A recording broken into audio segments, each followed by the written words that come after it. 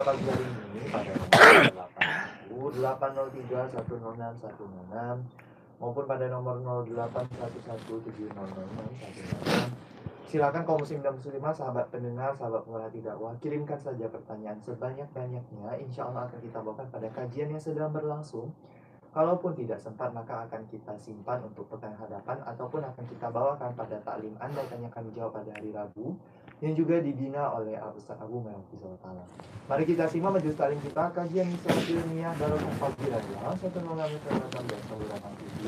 pada pagi hari ini di hari Selasa dengan bimbingan guru kita Ustaz Abu Merah Ta'ala dengan tajuk doa orang yang dizalimi. Silakan.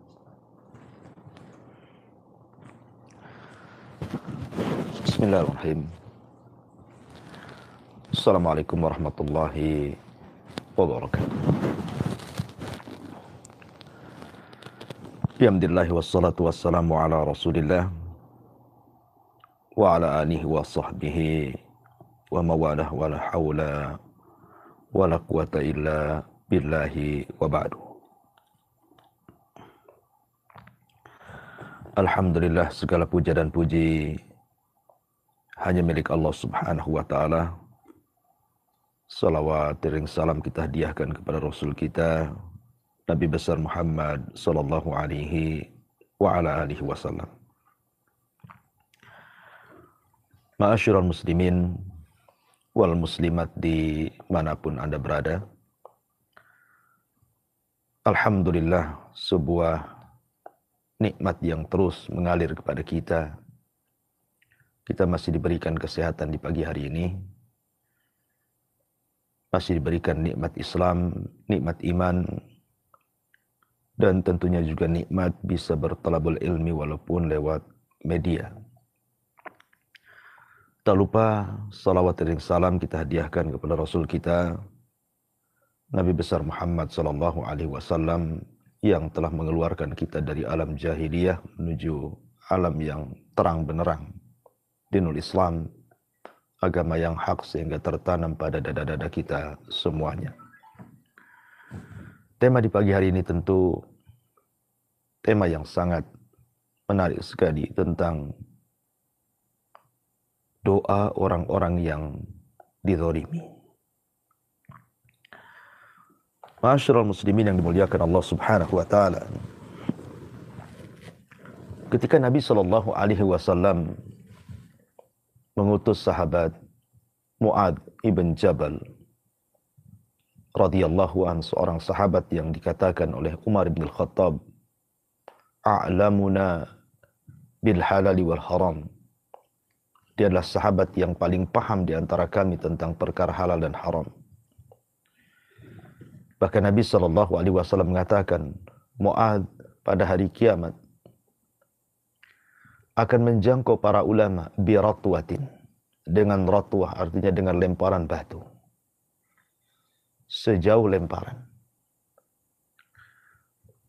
Dan banyak lagi keutamaan Mu'adz bin Jabal, sehingga Nabi sallallahu alaihi wasallam mempercayakan Mu'adz untuk diutus berdakwah ke negeri Yaman, yang ketika itu tidak ada kaum muslimin satupun.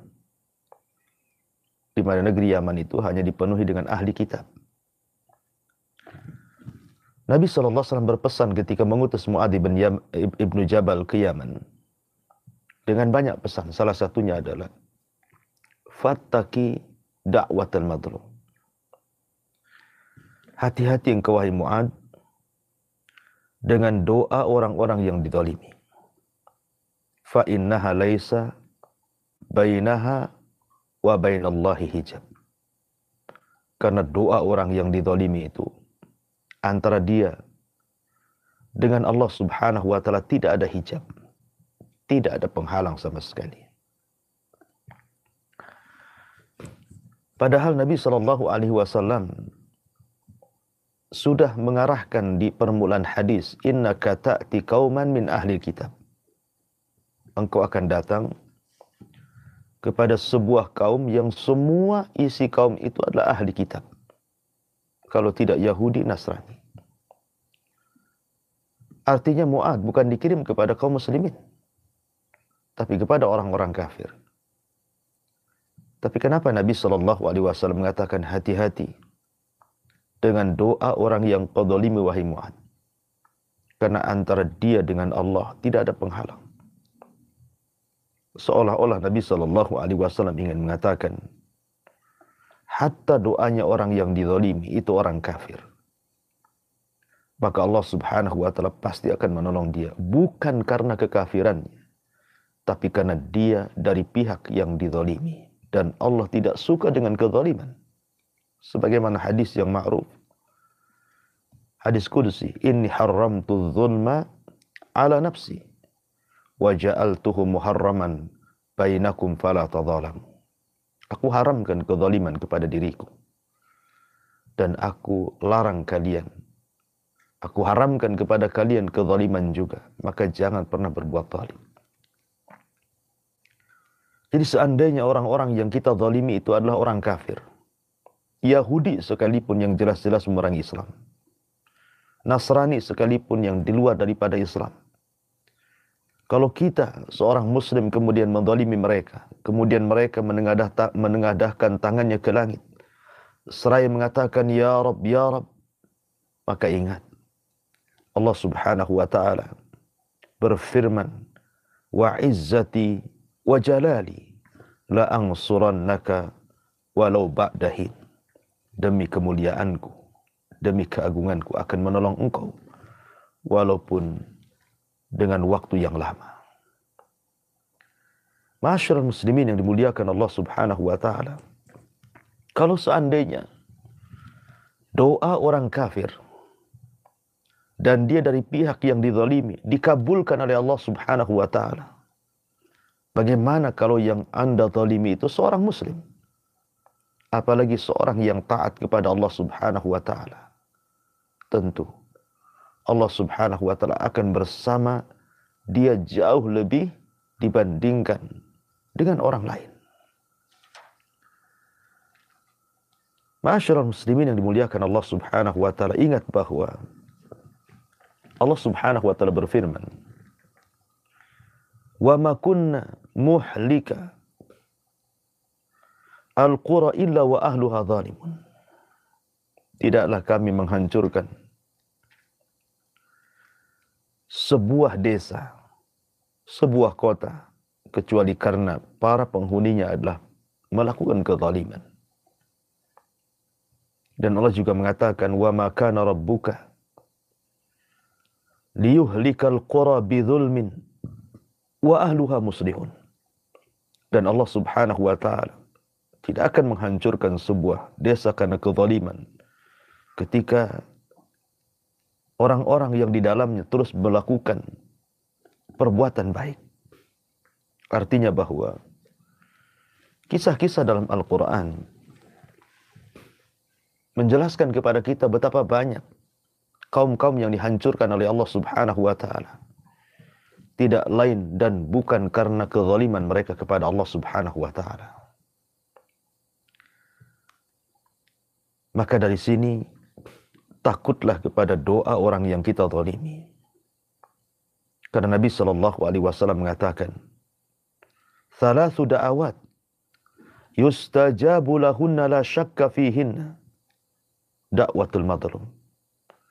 3 perkara yang kalau seandainya orang berdoa pasti dikabulkan oleh Allah Subhanahu wa Ta'ala, dan itu tidak diragukan lagi. Salah satunya kata Nabi SAW, da'watul madlum, doa orang yang Anda zalimi. Kenapa? Kenapa doa orang yang Anda zalimi mustajab? Karena orang yang zalim, mereka bisa beristirahat dengan tenang di malam hari. Bahkan merasa puas sehingga nyenyak tidurnya. Tapi orang yang dizalimi, dia tidak pernah tidur di malam hari. Dia akan memanjatkan doa kepada Allah Subhanahu wa Ta'ala, tersiksa hidupnya. Sebagaimana orang yang dizalimi tidak bisa tidur, maka di antara sifat Allah pun tidak tidur. Allah tidak pernah disentuh dengan kantuk apalagi tidur. Dan Allah Subhanahu wa taala Maha mendengar orang-orang yang berdoa di malam hari, di waktu-waktu yang sangat mustajab. Orang-orang yang dizalimi menengadahkan tangannya ke langit, ya Rab, ya Rab. Kira-kira apa yang akan Anda hadapi ketika Allah Subhanahu wa taala yang mengirim balasannya kepada Anda? Kita ini makhluk yang lemah. Kalau Allah Subhanahu wa taala zat yang kuat membalaskan perbuatan zalim, kira-kira siapa yang mampu untuk mencegahnya? Maka takutlah kepada orang yang Anda zalimi walaupun dia orang kafir. Ma'asyiral muslimin yang dimuliakan Allah Subhanahu wa taala, Hajjaj ibn Yusuf al-Thaqafi ketika menyiksa Sa'id ibn Zubair sampai berakhir dengan wafatnya Sa'id ibn Zubair di tangan Hajjaj ibn Yusuf. Maka sebelum wafatnya Sa'id ibn Zubair, dia sempat berdoa kepada Allah Subhanahu wa taala. Setelah dia membaca minha khalaqnakum wa fiha nu'idukum wa minha nukhrijukum taratan ukhra. Kata Sa'id, dari tanahlah kami diciptakan, kembali ke tanahlah kami dikembalikan, dan dari tanah pula kalian akan dikeluarkan. Maka Hajjaj bin Yusuf marah ketika melihat Sa'id ibn Zubair membacakan ayat itu dan mengatakan, idbahu, idbahu, sembelih dia, sembelih dia. Maka Sa'id ibn Zubair mengatakan, ama ana fashhad an la ilaha illallah wahdahu la syarikalah wa anna Muhammadan abduhu wa rasuluh. Khudha minni ya Hajjaj hatta talqani biha yawmal qiyamah. Thumma da'a Allahumma la tusallithu ala ahadin yaqtuluhu ba'di. Ketika itu Sa'id bin Zubair mengatakan, wahai Hajjaj, persaksikan bahwa tidak ada sesembahan yang berhak disembah kecuali Allah, yang tidak ada sekutu baginya, dan bahwa Muhammadlah hambanya dan rasulnya. Silakan lakukan sekehendakmu, wahai Hajjaj, tapi kelak engkau akan berjumpa dengan aku pada hari kiamat. Kemudian Sa'id ibn Zubair mengatakan, ya Allah, la tusallithu ala ahadin yaqtuluhu ba'di. Janganlah kau kuasakan kepada Hajjaj untuk membunuh siapapun sepeninggalku. Subhanallah. Doa Sa'id ibn Zubair, seorang yang saleh, dikenal kesolehannya, melesat ke langit.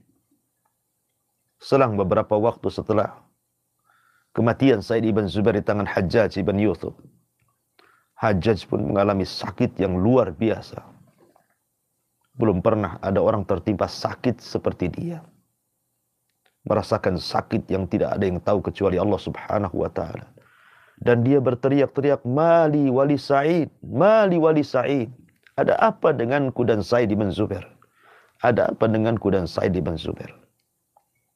Akhirnya Hajjaj pun meninggal karena doa orang yang ia zalimi. Bukan hanya satu orang, bukan hanya ratusan jiwa, ribuan jiwa dari jiwa-jiwa para sahabat Nabi dan juga kibarut tabi'in yang dia bunuh dengan cara yang sangat zalim. Hajjaj ibn Yusuf al-Thaqafi mati karena doa orang yang dizaliminya. Ma'asyiral muslimin yang dimuliakan Allah Subhanahu wa taala. Dikisahkan oleh Wahab ibn Munabbih al-Yamani. Beliau mengatakan dahulu ada seorang raja yang sangat zalim. Zalim sezalim-zalimnya. Dia ingin membuat sebuah istana yang sangat megah, supaya diceritakan banyak manusia. Dan ia merasa sombong dengan istananya. Dia pun membuat istana yang sangat besar, lagi megah.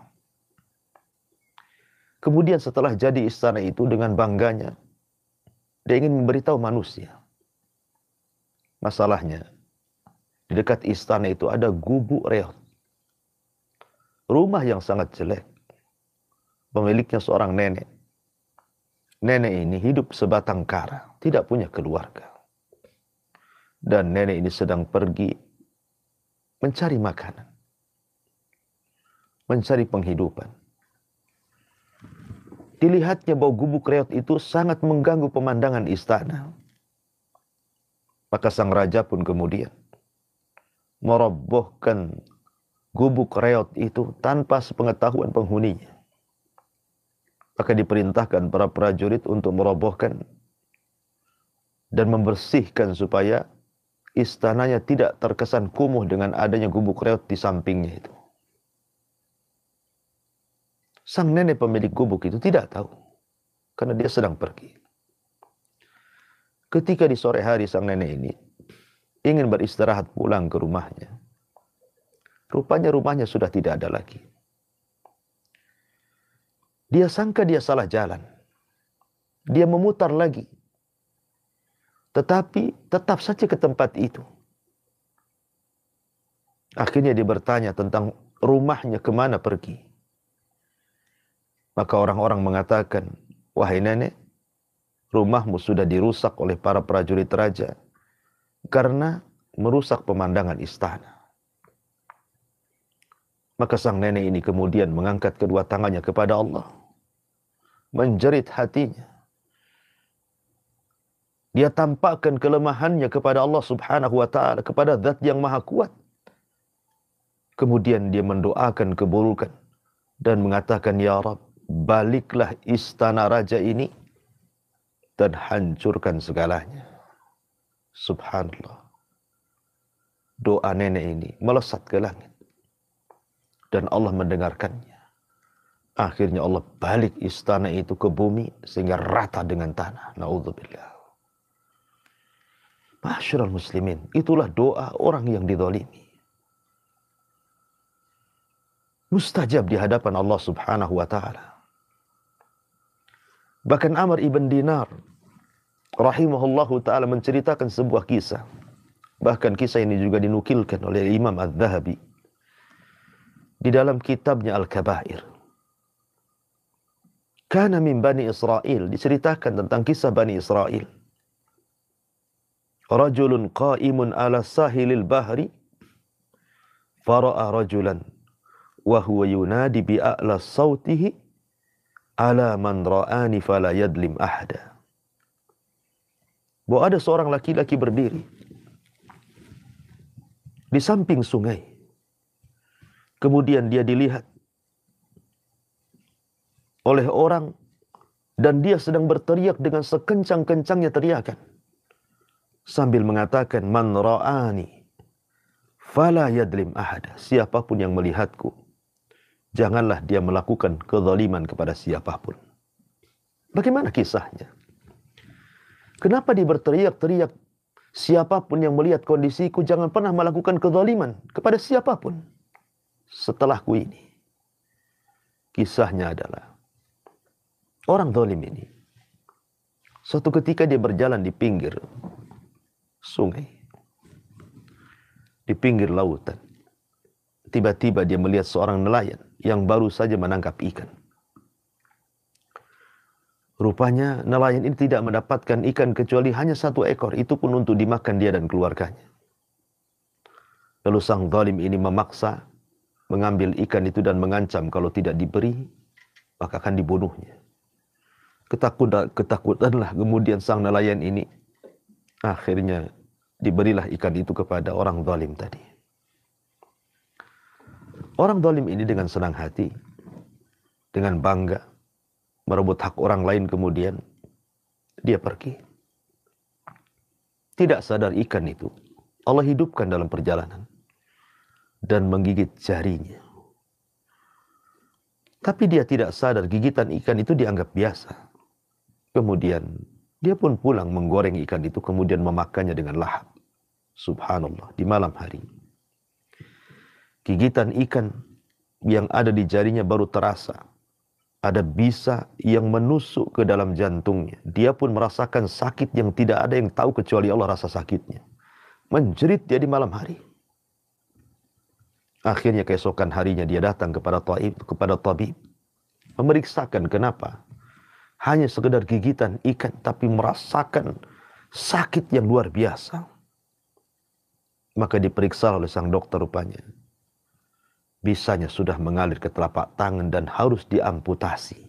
Kalau tidak, akan mengalami kematian. Terpaksalah kemudian dipotonglah pergelangan tangannya. Disangkanya akan sembuh. Rupanya beberapa waktu berlalu, bisa itu terus mengalir sampai ke sikutnya.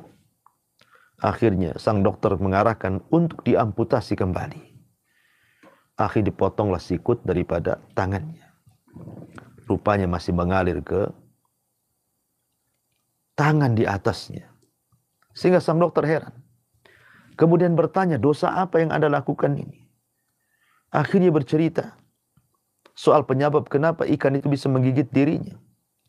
Kata dokter ini, subhanallah, kalau engkau sebelum datang ke mari engkau meminta maaf kepada orang yang kau ambil ikannya, mungkin aku tidak akan potong tanganmu. Akhirnya kemudian sang dokter mengatakan, sebelum aku potong semua tanganmu, sebaiknya kau datang kepada nelayan itu. Mintalah doa keredoannya. Mintalah keikhlasannya. Ikan yang sudah kau makan itu.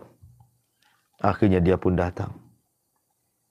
Kemudian meminta maaf kepada sang nelayan itu. Karena melihat kondisinya yang kasihan, sang nelayan pun kemudian memaafkannya. Kemudian orang zalim ini mengatakan kepada sang nelayan, sebelum aku pergi mengambil ikanmu, aku lihat lisanmu berkomat kamit. Apa yang kau ucapkan kala itu? Maka sang nelayan mengatakan, tidak, aku tidak mengucapkan apapun. Kecuali hanya mengatakan, ya Allah, aku ini hamba yang lemah. Di hadapanmu hambamu yang kuat. Aku tidak bisa melawannya. Maka tampakkan kekuatanmu kepadaku. Hanya itu saja. Rupanya sang zalim ini ketakutan menggigil. Dari sinilah dia berteriak-teriak, man ra'ani falam yadlim ahada. Siapapun yang melihat aku, jangan coba-coba melakukan kezaliman kepada siapapun. Bahkan ada seorang ustaz bercerita kepada saya bahwa ada seseorang yang selalu menuduhnya. Jadi semasa ustaz ini membangun sebuah pesantren, difitnah dengan macam-macam fitnah. Ya. Akhirnya kemudian sampailah kemudian ustaz ini keluar dari pesantren itu.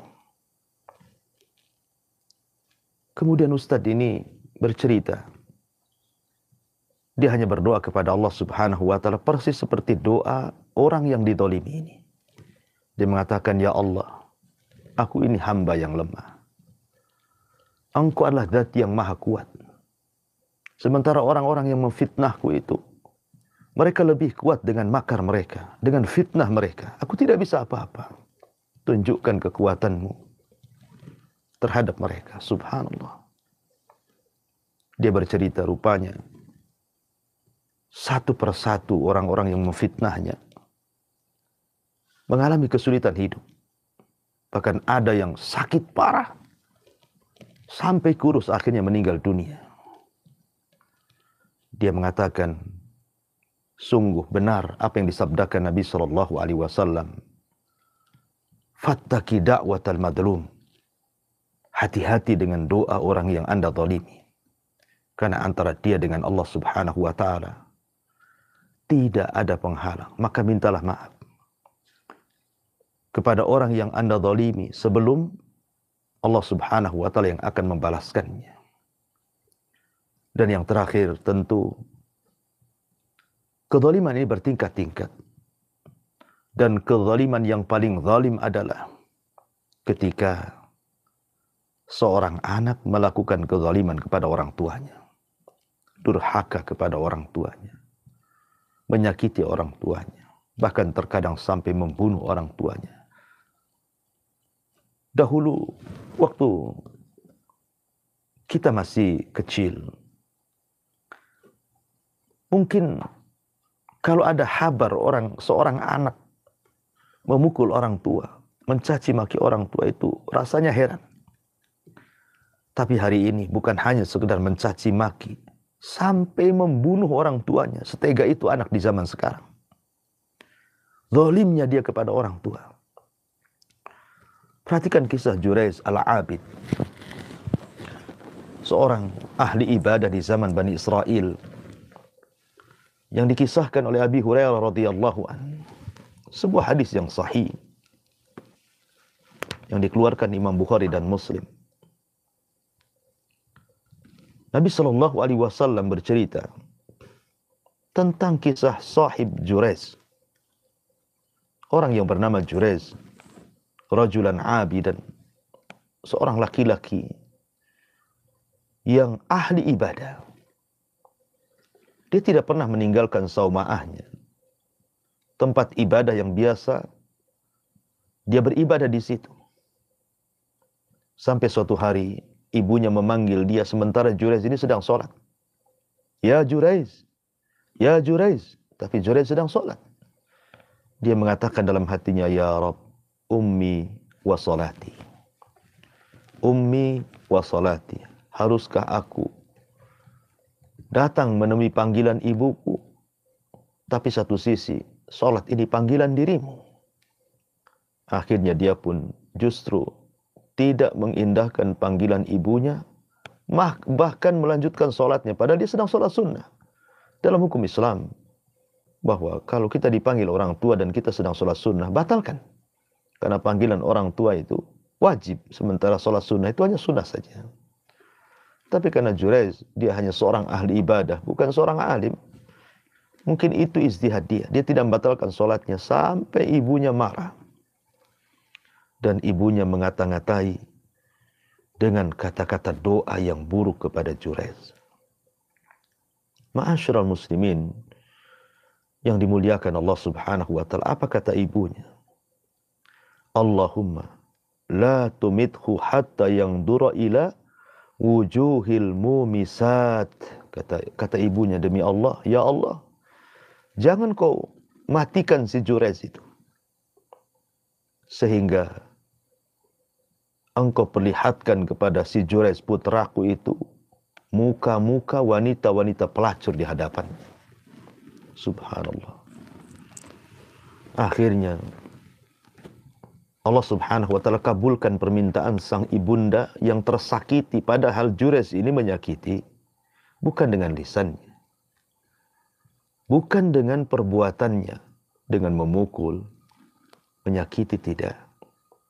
Dia hanya tidak memenuhi panggilan ibunya, dan itu pun sedang beribadah, bukan sedang melakukan apa, sedang beribadah. Itu saja dianggap menyakiti ibunya, dan ibunya berdoa kepada Allah, mustajab doanya.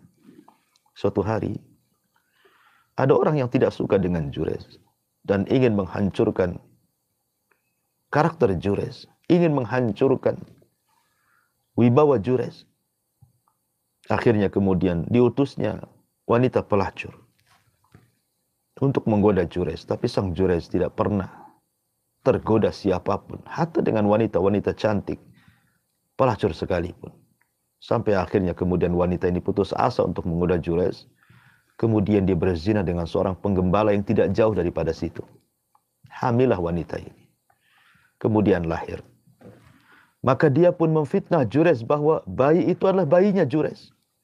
Semua Bani Israel tidak menyangka, sehingga mereka emosi, dirobohkannya tempat ibadah Jurayz itu. Subhanallah.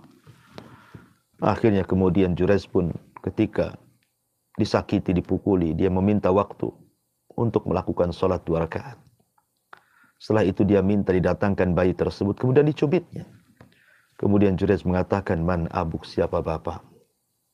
Maka bayi itu tiba-tiba bicara dan mengatakan, abi ra'il ghanam, bapakku adalah penggembala kambing. Menyesalah Bani Israel. Akhirnya kemudian mereka pun berjanji untuk membuatkan tempat ibadah yang dari emas, tapi Jurayz tidak mau. dan mengatakan, kembalikanlah tempat ibadah yang kalian hancurkan. Singkat cerita bahwa akhirnya mereka pun mengembalikan tempat ibadah Jurez dan minta maaf kepada Jurez. Lihat bagaimana doa orang tua yang disakiti anak akan dikabulkan oleh Allah Subhanahu wa ta'ala. Maka takutlah kepada Allah Subhanahu wa ta'ala. Siapapun yang Anda zalimi, kalau dia sampai mengangkat kedua tangannya, maka doa akan melesat ke langit dan Allah akan mengatakan, demi kemuliaanku, demi keagunganku, aku akan tolong dia. Walaupun waktu yang sudah ditentukan Allah Subhanahu wa ta'ala. Wallahu a'lam bishawab. Mudah-mudahan bermanfaat bagi kita semuanya. Saya kembalikan kepada moderator. Fal yatafaddal mashkura. Baik Ustaz, jazakallahu khairan, barakallahu fikum. Terima kasih banyak Ustaz untuk ilmu dinal Islam yang sangat berfaedah sekali bagi kita semua, kaum muslimin dan muslimah, sahabat pendengar Radio Hang FM Batam, sahabat penyimak saluran Hang TV dimanapun Anda semua berada. Alhamdulillah telah kita simak kajian Islam ilmiah pada pagi hari ini dalam rangkaian Barokah Pagi Radio Hang FM Batam, dan pagi hari ini kita mendengarkan bimbingan ilmu oleh guru kita Al-Ustaz Abu Umairah Hafizullah Ta'ala. Kita akan bertanya jawab, silakan kaum muslimin dan muslimat sahabat Hang dimanapun Anda semua berada, silakan dapat mengisipkan pertanyaan pada nomor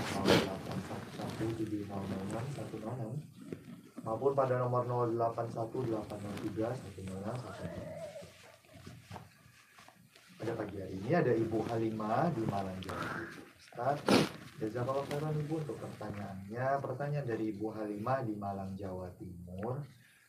Ustaz, bagaimana dengan seseorang yang punya saudara ya, saudara dekat ataupun saudara dari pihak keluarga. Sayangnya saudara ini tidak pernah sedikit pun menyambungkan tali silaturahim sama kita. Padahal kita tidak ada masalah apa-apa dengan dia.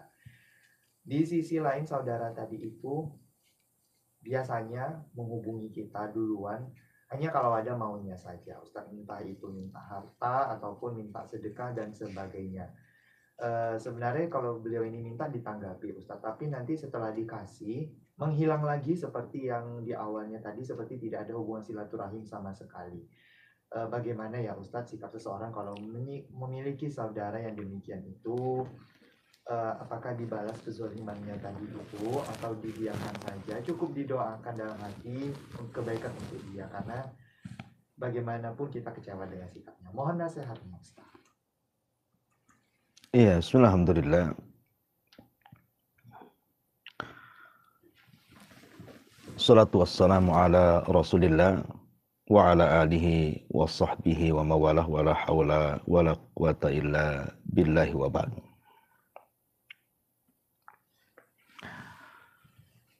Jadi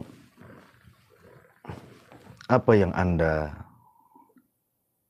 rasakan tentu ini juga perwakilan dari hamba-hamba Allah yang lainnya. Karena kasus seperti ini juga banyak sekali. Bukan Anda yang merasakan saja, hampir semua orang-orang merasakan seperti yang Anda rasakan. Anda sudah berbuat baik kepada kerabat. Tapi kerabat itu tak tahu diri, tak tahu berterima kasih. Sama sekali. Mereka itu menghubungi kita ini terkadang hanya sekedar mencari harta kita saja. Terkadang tidak pernah mempertanyakan kondisi kita, kondisi keluarga kita, kondisi anak kita.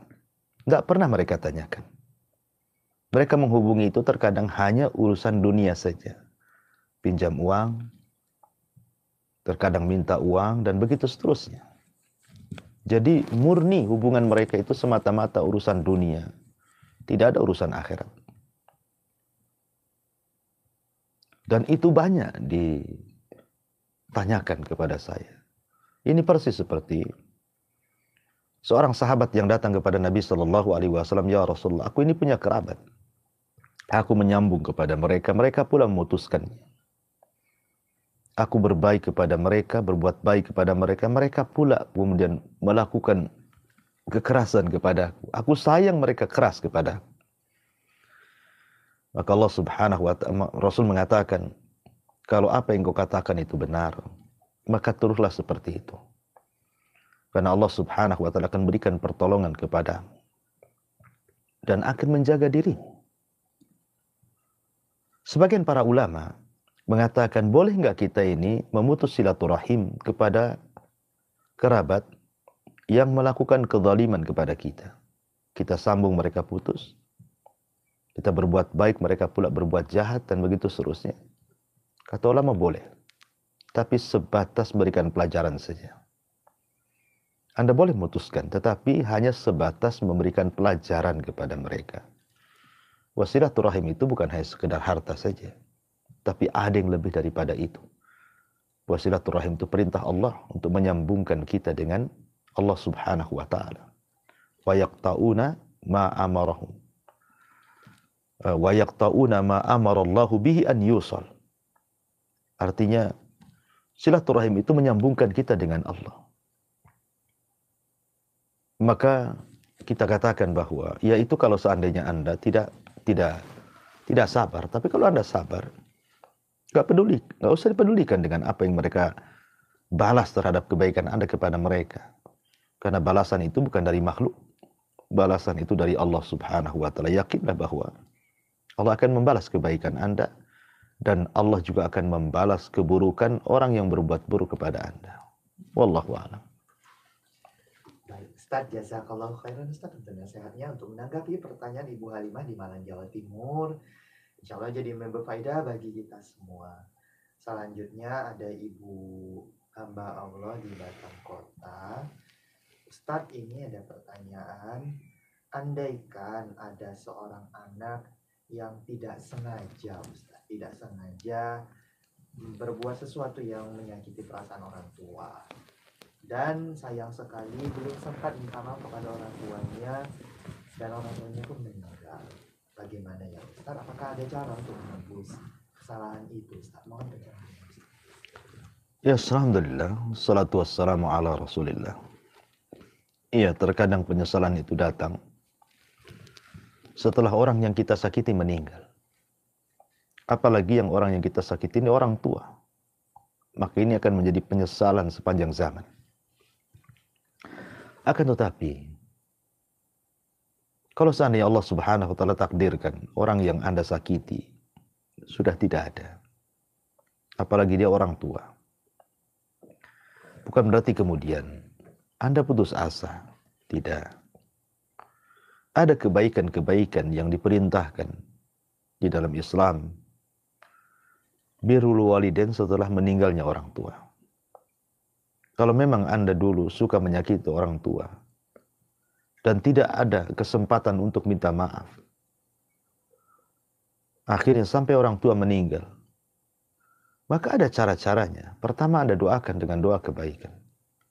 Minta kepada Allah setiap salat Anda di waktu-waktu yang mustajab, agar Allah mengampuni dosa-dosanya, menerima amalannya. Kemudian yang kedua, bersedekahlah.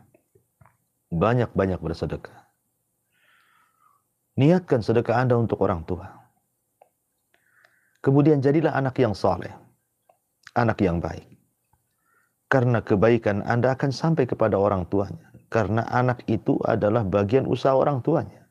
Kalau Anda baik setelah meninggalnya orang tua, maka kebaikan Anda akan sampai kepada orang tua Anda.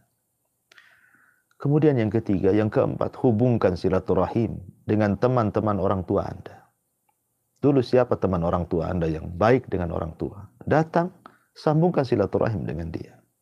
Ya. Kemudian juga teruslah mendoakan doa kebaikan. Dan jangan pernah kemudian mengulang kembali. Karena bagaimanapun terkadang ada hadis Nabi mengatakan, tabarru aba'akum, tabarrukum abnaukum. Berbuat baiklah kepada orang tua kalian, supaya anak-anak kalian berbuat baik kepada kalian. Maka bagi Anda yang masih hidup orang tuanya, jangan sakiti perasaan mereka. Mintalah ampun, bersimpu di hadapannya, minta keridhaannya, bukan keridhaan Allah, ditentukan dengan ridha orang tua. Maka menjadilah anak yang soleh dan soleha, Jadilah anak yang qurratu ain, penyejuk mata orang tua. Karena doa orang tua, apalagi itu doa sebuah kebaikan, itu doa yang mustajab. Mintalah setiap hari doa dari orang tua Anda, supaya Anda diberikan keberkahan hidup, ketenangan hati, kebahagiaan dunia dan akhirat Anda. Wallahu a'lam bishawab.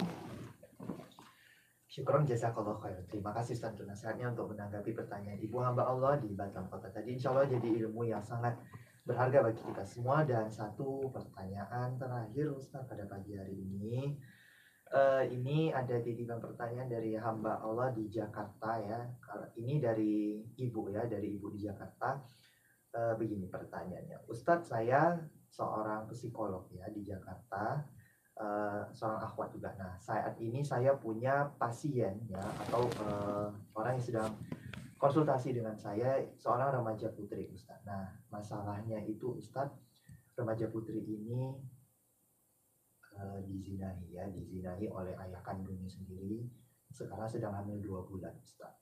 Ketika saya tanya masalahnya apa, beliau juga nggak mengerti bagaimana bisa orang tuanya demikian. Intinya ayahnya berbuat demikian dan beliau tidak berani melawan karena orang tua laki-laki tadi mengancam membunuh.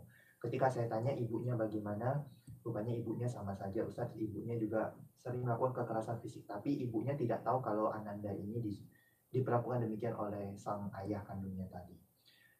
Posisinya sekarang pasien tadi itu kabur dan sekarang konsultasi dengan saya melalui perantara temannya Ustadz. Yang jadi pertanyaan saya, apa nasihat saya baiknya kalau secara syar'i ya Ustadz? Lalu saya terpikirkan kalau anak yang dizolimi orang tua itu bagaimana dengan doanya Ustadz? Apakah mustajab juga sebagaimana orang tua tadi atau bagaimana? Ustadz, mohon pencerahan. Ya, alhamdulillah. Salatu wassalamu ala Rasulullah, amma ba'du.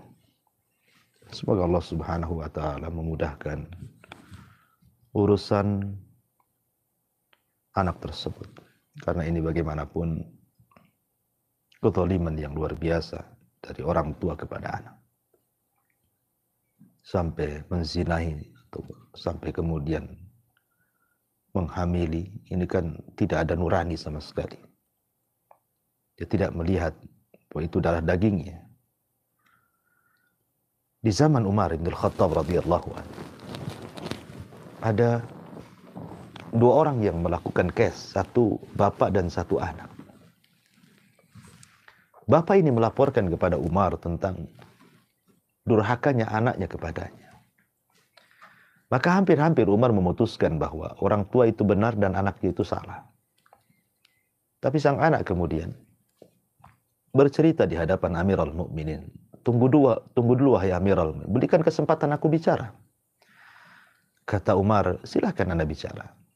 Kemudian anak ini bercerita, wahai Amirul Mukminin, apa pendapatmu? Ada seorang budak yang digauli tuannya. Kemudian budak ini hamil. Tuannya tidak suka dengan kehamilannya. Akhirnya dicampakkanlah budak itu. Lahirlah dari budak itu anak daripada tuannya. Tapi tuannya tidak mengakuinya. Tidak pernah mendidiknya, tidak pernah membesarkannya. Jadilah anak ini jahat kepada tuannya. Kira-kira yang salah siapa? Maka Umar bin Khattab radhiyallahu mengatakan, yang salah tuannya. Kata anak ini, itulah yang terjadi kepadaku. Aku adalah anak daripada dia, dari budaknya. Aku tidak pernah dididik sama sekali. Maka Umar mengatakan kepada bapak ini, pergilah kau. Sebelum manusia melaknatmu, Allah sudah lebih dulu melaknatmu. Lihat bagaimana Umar bin Khattab radhiyallahu anhu mengatakan bahwa kejahatan itu tidak mesti dilakukan seorang anak kepada orang tua, tapi juga banyak orang tua yang melakukan kejahatan kepada anaknya. Maka orang tua yang seperti ini dilaknat oleh Allah Subhanahu wa taala karena dia adalah dayuth, bahkan lebih daripada dayuth.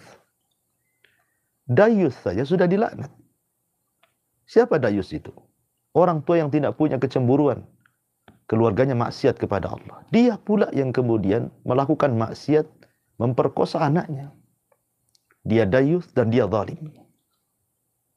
2 dosa dia terima. Maka tentu doa anak kepada orang tua pun kan mustajab, walaupun dia orang tuanya. Jangankan lagi orang mukmin, orang kafir pun yang berdoa mustajab, karena Allah akan berdiri di sampingnya, bukan karena kekafirannya, tapi karena dia di pihak yang dizalimi, bukan karena dia orang tuanya, tapi karena di pihak dia orang yang menzalimi. Maka Allah akan bersama orang yang dizalimi. Ya. Ma'asyiral muslimin yang dimuliakan Allah Azza wa Jalla. Tapi walaupun demikian, kepada anak tersebut, berdoalah kepada Allah agar orang tuanya diberikan hidayah. Kalaupun sudah terjadi seperti ini, sudah terlanjur seperti ini kan semua takdir Allah Subhanahu wa Ta'ala. Bahwa Allah sudah mencatat di Lauhil Mahfuz 500 tahun sebelum Allah menciptakan langit dan bumi akan terjadi peristiwa seperti ini. Maka yakinlah Anda dengan takdir Allah, bahwa ini semua takdir Allah. Kalau Allah berkehendak, siapa yang bisa mencegah kehendak Allah? Dan kalau Allah tidak berkehendak, tidak ada yang bisa menjadikan sesuatu terjadi. Maka bersabarlah. Terkadang musibah di luar kehendak kita. Tapi ingatlah, Allah tidak mungkin mengirim sebuah musibah kepada siapapun kecuali kita bisa menghadapinya. Musibah sebesar apapun, Allah tidak pernah menimpakan kepada manusia di luar kemampuannya. Mustahil. Anda bisa menghadapinya. Katakan kepada anak itu, Anda bisa menghadapinya. Bersabar kepada Allah, lebih dekat lagi kepada Allah Subhanahu wa Ta'ala. Dan kalau anak itu lahir, maka besarkan anak itu. Jangan benci. Karena anak itu tidak ada hubung kait dengan bapaknya. Anak itu lahir adalah murni anak Anda, nasabnya kepada ibunya. Bukan kepada orang yang memperkosa Anda. Tidak ada nasab sama sekali. Terputus kewaliannya, terputus kemahramannya, terputus warisnya. Murni itu anak Anda. Wa kullu maulud yuladu alal fitrah. Setiap bayi yang dilahirkan terlahir fitrah. Boleh jadi kalau anak itu dididik dengan baik. Jangan pernah ceritakan bapaknya siapa. Ya, didik dengan baik. Dan dia menjadi anak soleh. Boleh jadi itu akan menjadi perantara masuk surga Anda. Pintu surga akan dibukakan bagi Anda. Kalau Anda sabar, tidak perlu putus asa. Semoga hal-hal yang terkadang kita anggap buruk, itu sebuah kebaikan di sisi Allah Subhanahu wa Ta'ala. Karena ada surga yang tidak bisa diraih dengan sholat, dengan puasa, dengan zakat. Rupanya hanya bisa diraih dengan kesabaran. Dan tidak mungkin sabar itu muncul kecuali adanya ujian. Maka bersabar kepada Allah Subhanahu wa Ta'ala. Minta agar pada setiap kesulitan itu segera datangkan kemudahan. Inna ma'al usri yusra. Wallahu a'lam. Jazakallahu khairan, terima kasih banyak Ustaz untuk nasihat akhirnya pada kesempatan pagi hari ini untuk menanggapi pertanyaan dari Ibu Arta tadi ya. Insya Allah